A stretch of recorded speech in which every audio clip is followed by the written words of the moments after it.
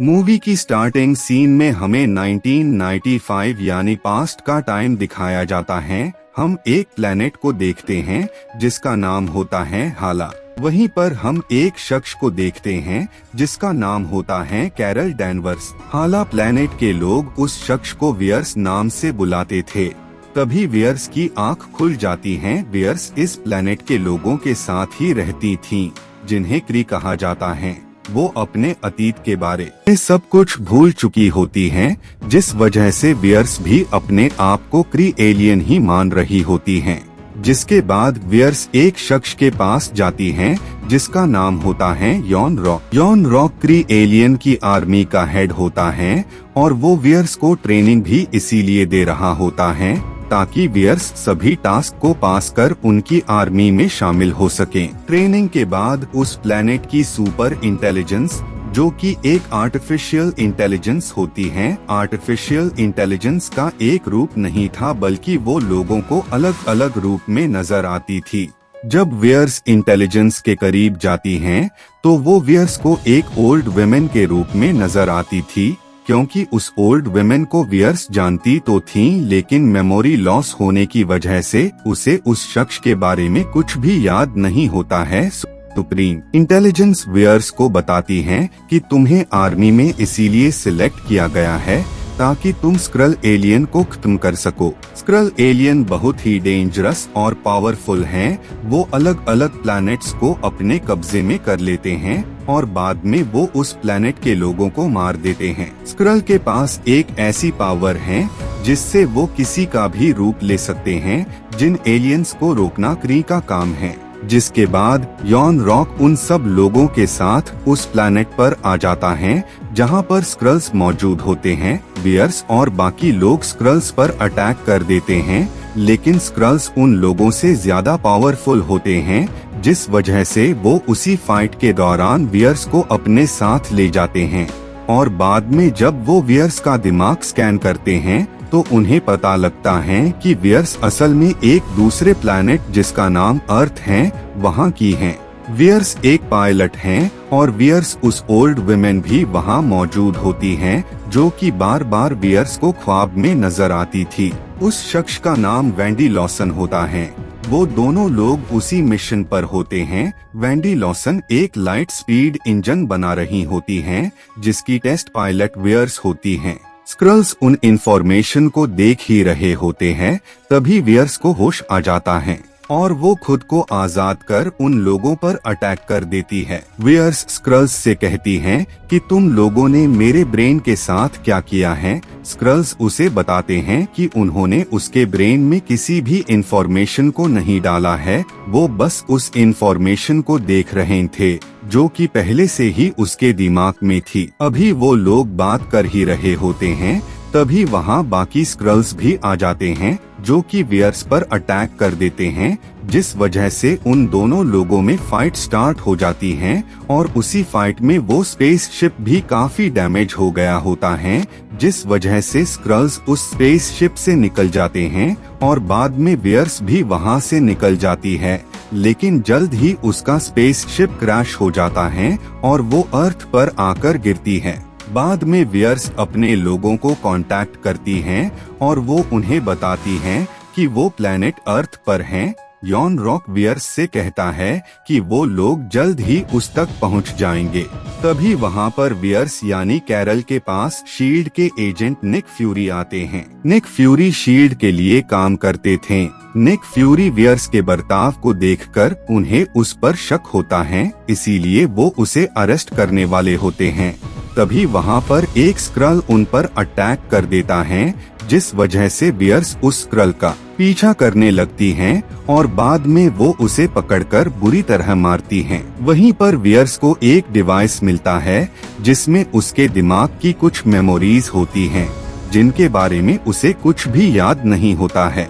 उन यादों को देखकर उसे एक प्लेस के बारे में पता लगता है, जिस वजह से वो वहाँ पर आ जाती हैं। वहाँ आने के बाद वियर्स को अपने अतीत के बारे में कुछ याद आने लगता है। तभी वहाँ पर शील्ड के एजेंट निक फ्यूरी आ जाते हैं और जब वियर्स पिक्चर को देखती है तो वो निक से प्रोजेक्ट पेगासस के बारे में पूछती है।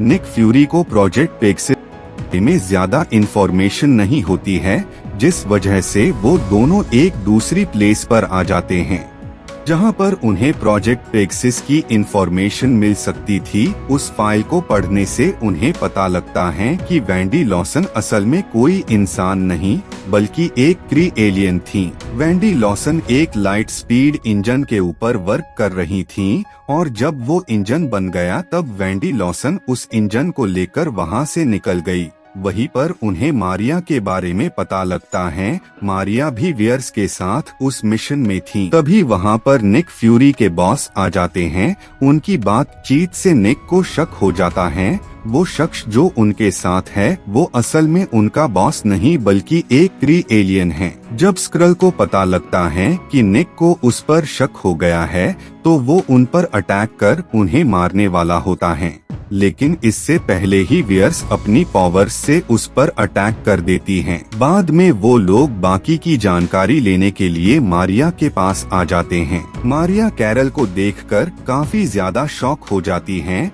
मारिया उसे बताती हैं कि डॉक्टर वेंडी लॉसन एक लाइट स्पीड इंजन पर वर्क कर रही थीं और जब वो बनकर रेडी हो गया होता है तो उसे टेस्ट करने के लिए उन्होंने तुम्हें चुना। वेंडी लॉसन के प्लेन क्रैश में हमें यकीन हो गया था कि प्लेन क्रैश में तुम और वेंडी लॉसन दोनों मारे गए, लेकिन आज तुम्हें जिंदा देखकर मुझे बहुत ही खुशी है। तभी वहाँ पर स्क्रल्स का लीडर टेलॉस आ जाता है, जो कि वियर्स को बताता है कि मैं तुम पर हमला करने नहीं आया हूँ, मैं बस तुम्हें उन लोगों के बारे में सच बताना चाहता हूँ जिनके लिए तुम काम करती हो। बाद में वो स्क्रल उस दिन की रिकॉर्डिंग को ऑन कर देता है। उस रिकॉर्डिंग को सुनकर वियर्स को सब कुछ याद आ जाता है। उस दिन वियर्स वेंडी लॉसन के साथ लाइट स्पीड इंजन को लेकर उनके स्पेस शिप की तरफ बढ़ रही होती हैं। तभी उनके स्पेस शिप पर कोई अटैक कर देता है, जिस वजह से उनका स्पेस शिप क्रैश हो जाता है, जिसमें वेंडी लॉसन बहुत ही बुरी तरह इंजर्ड हो जाती हैं। वेंडी उसे बताती हैं कि मैं तुम्हें अपने बारे में सच बताना चाहती हूँ। मैं असल में कोई ह्यूमन नहीं बल्कि एक क्री एलियन हूँ। मेरा प्लैनेट अर्थ नहीं बल्कि हाला है। मैंने ये लाइट स्पीड इंजन इसीलिए बनाया ताकि मैं इसे स्क्रल्स को दे सकूं, ताकि स्क्रल उस इंजन को लेकर क्री की पहुंच से दूर जा सके। वेंडी उन्हें क्री की सच्चाई के बारे में सब कुछ बता देती हैं और वो उस इंजन को तबाह करने वाली होती हैं। तभी वहाँ पर यॉन रॉक आ जाता है, जो कि वेंडी को मार देता है और बाद में जब वो उस इंजन को लेने के लिए आगे बढ़ता है तभी कैरल उस इंजन पर अटैक कर उसे ब्लास्ट कर देती है, जिस वजह से उस इंजन की जितनी भी पावर होती है वो कैरल की बॉडी के अंदर समा जाती हैं, जिस वजह से वो काफी पावरफुल बन जाती हैं। लेकिन इससे कैरल की याददाश्त चली जाती है और वो अपने बारे में सब कुछ भूल जाती हैं, जिस वजह से यॉन रॉक वियर्स को अपने प्लेनेट हाला ले आता है। सीन वापस से प्रेजेंट में आ जाता है। स्क्रल उन्हें बताता है कि यॉन रॉक और उसके लोगों ने तुम्हें गुमराह करने की कोशिश की है। बुरे असल में स्क्रल नहीं बल्कि क्री हैं। क्री ने ही प्लैनेट्स पर कब्जा करने के बारे में सोचा था। जब उन्होंने हमारे प्लैनेट्स पर कब्जा करना चाहा तो हमने उन्हें रोकने की काफी कोशिश की, लेकिन वो लोग काफी पावरफुल थे, जिस वजह से उन लोगों ने हमारे अपने लोगों और प्लैनेट को डिस्ट्रॉय कर दिया। तब से लेकर आज तक हम उनसे बचने के लिए अलग अलग प्लैनेट्स पर पनाह ले रहे हैं। वेंडी लॉसन एक क्री एलियन होते हुए भी उसने हम लोगों की हेल्प करने का डिसाइड किया, जिसके लिए उसने एक लाइट स्पीड इंजन बनाया था। वियर्स उसे बताती हैं कि वो एनर्जी सोर्स मैंने तबाह कर दिया था। स्क्रल उससे कहता है कि नहीं, तुमने सिर्फ इंजन को तबाह किया था, वो एनर्जी अभी भी वेंडी यानी मार्वल की लैब में है और वो लैब अर्थ पर नहीं बल्कि स्पेस में है। जिसके बाद वो सब लोग एक स्पेस शिप की हेल्प से वहाँ पर आ जाते हैं। स्क्रल एक अजीब सी आवाज निकालता है, जिसके बाद वहाँ बाकी स्क्रल्स आ जाते हैं। वो उन्हें बताते हैं कि मार्वल ने उन्हें अपने लोगों को कांटेक्ट करने से मना किया था, क्योंकि इससे क्री एलियन उन लोगों को ट्रेस कर उन तक पहुंच सकते थे। तभी वहां पर यॉन रॉक और उसके लोग आ जाते हैं। वहीं पर हम टेसरिक क्यूब को देखते हैं, जो कि एक स्पेस स्टोन है। बाद में यॉन रॉक कैरल की सेंसेस को सुप्रीम इंटेलिजेंस के पास भेजते हैं। वियर्स को सुप्रीम इंटेलिजेंस मार्वल के रूप में नजर आती हैं, जो कि उस पर अटैक कर उसे मारने वाली होती हैं। तभी कैरल अपने गले में लगी चिप को निकाल देती हैं, जिस वजह से उसकी सारी पावर्स अनलॉक हो जाती हैं, जिस वजह से वो काफी ज्यादा पावरफुल बन जाती हैं और बाद में वो यॉन रॉक और उसके लोगों पर भी अटैक कर देती हैं। उसी दौरान कैरल इन्फिनिटी स्टोन को निक फ्यूरी को दे देती है, लेकिन निक की एलियन कैट उस इन्फिनिटी स्टोन को ही निगल जाती हैं। बाद में कैरल अपनी पावर्स का यूज कर यॉन रॉक के स्पेसशिप पर अटैक कर उसे क्रैश कर देती हैं और साथ ही वो काफी सारी मिसाइल्स को भी तबाह कर देती है, जिस वजह से बाकी बचे क्री वहाँ से निकल जाते हैं। इधर वो एलियन कैट निक फ्यूरी की आंख फोड़ देती हैं। बाद में कैरल निक को उनका पेजर अपग्रेड करके देती हैं और वो उनसे कहती हैं कि उन्हें जब भी उसकी जरूरत हो तो वो उसे इस डिवाइस के जरिए कांटेक्ट कर सकते हैं। बाद में कैप्टन मार्वल स्क्रल्स के लिए एक नए प्लेनेट की खोज में वहां से निकल जाती हैं। बाद में निक फ्यूरी सुपर हीरोज की टीम बनाने का डिसाइड करते हैं ताकि वो आने वाले खतरों से अर्थ को प्रोटेक्ट कर पाएं। मूवी के लास्ट सीन में हम एलियन कैट को देखते हैं, जो कि टेसरिक क्यूब को उगल देती हैं। मूवी के पोस्ट क्रेडिट सीन में हम एवेंजर्स को देखते हैं, जो कि निक फ्यूरी के उस डिवाइस को चेक कर रहे होते हैं।